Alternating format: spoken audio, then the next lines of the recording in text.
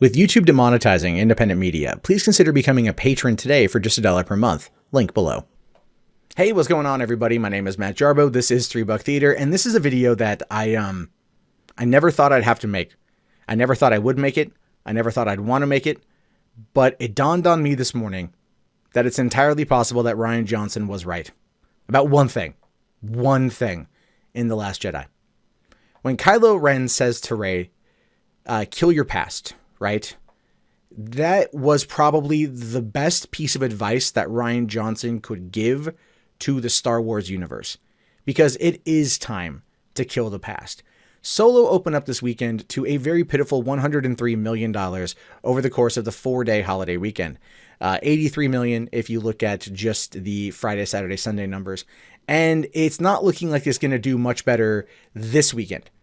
And a lot of fans out there are happy about this. They're happy because Solo was knocked down. Lucasfilm was hit. Kathleen Kennedy has visible egg on her face.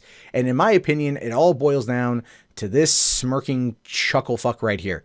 Rian Johnson. I think he's the reason why this is where we are right now. But he also is kind of correct. Even a broken clock is right twice a day.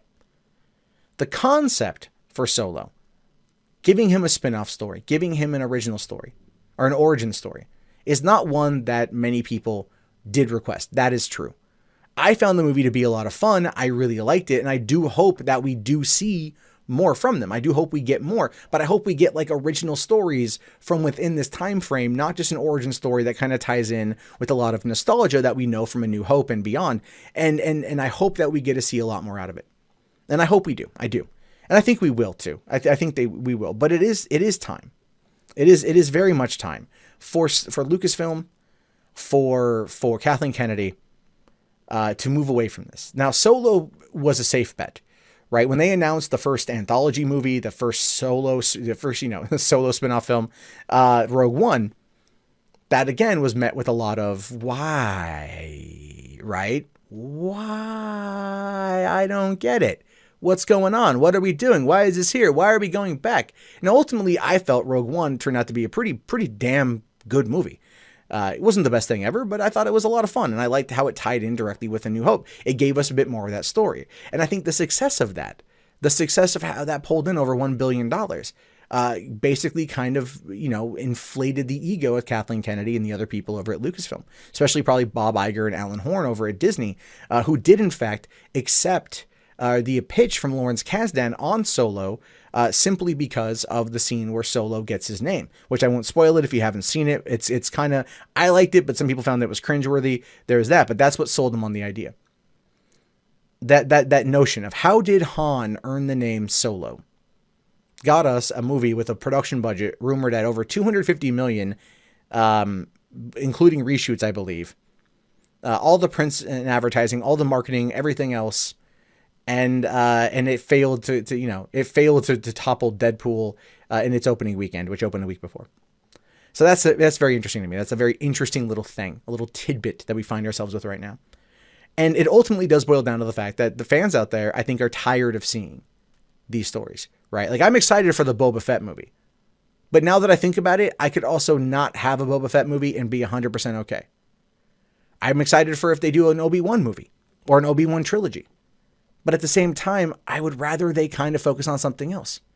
The only way I'd want them to go back in time to tell a story would be from like the older Knights of the Old Republic, which apparently has been somewhat hinted at recently.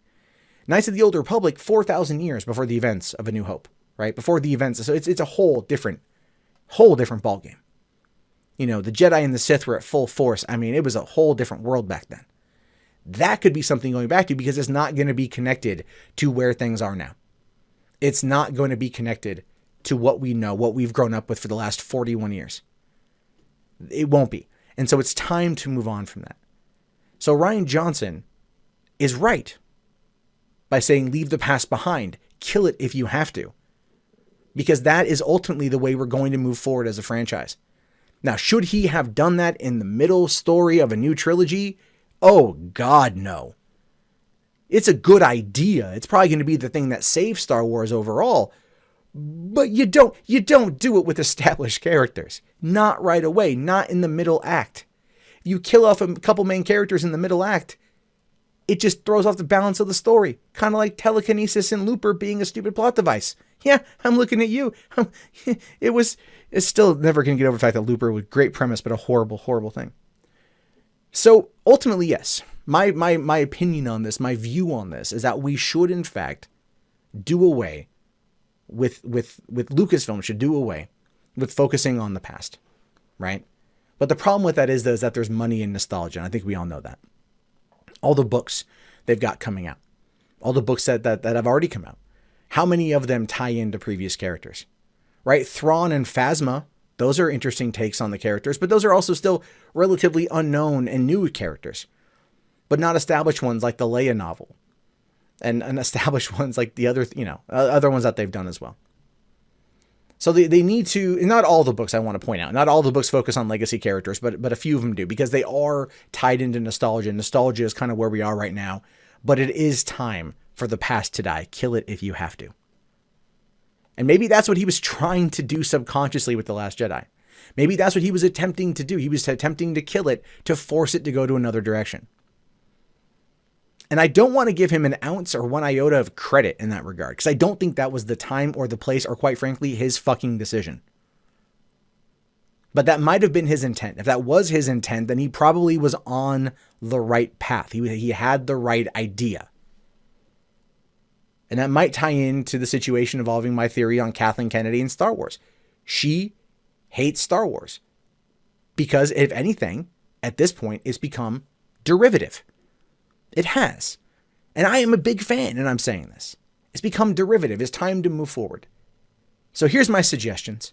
For one, scrap the Rian Johnson trilogy, because he got 1 point right doesn't make up for Akbar. Okay, Johnson?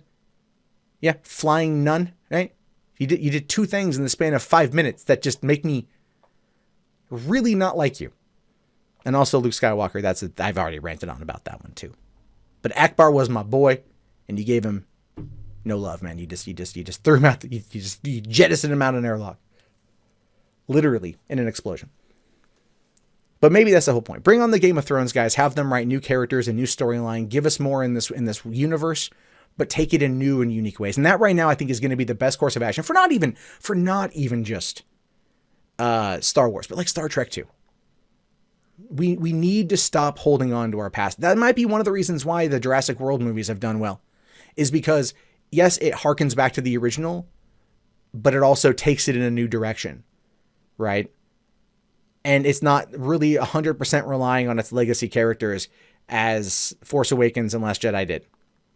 Ian Malcolm shows up in the Jurassic World 2 for I think 2 minutes. And that's it. But I expect full-blown Sam Neill in the third one. So yeah. I think Rian Johnson was correct about that. And I will give him credit about that. And like I said, to reiterate a point, a broken clock is right twice a day. So what do you guys think about this? This is where I am curious. Is he right? Is he right? Is it time for Star Wars to forget the past, kill it if necessary, in order to save the franchise? And I think even though most of you out there who are going to comment, hate Rian Johnson, are not a fan like I am, I want you to think about that. I want you to think about that particular question and how it applies in context with where we find ourselves right now in regards to this to this franchise, and where it's at and where it's going. Because if anything can save Star Wars at this point, it has to be a separation from the old. I just wish it would have waited until episode 9 so we got a proper damn conclusion, rather than this what kind of ass of a movie, and then that left everyone angry and bitter that affected Solo. So it sucks, but that is of course where we find ourselves. So thank you very much, Rian Johnson, for that. I'll give you credit for that one thing, and that is quite literally it. So that's your contribution to Star Wars. Now, if you could kindly F off, I think the rest of us would be much happier without you. But all right, guys, yeah, you let me know in the comments what you think about this. I am curious to know your thoughts. My name is, of course, Matt Jarbo. This has been 3 Buck Theater. If you guys want to support the channel, the best way to do that right now is through sharing the videos around, thumbsing it up, subscribing. Patreon.com/Monday Matt really does help out. And I will talk to you guys later. Have yourself a great day, and peace out.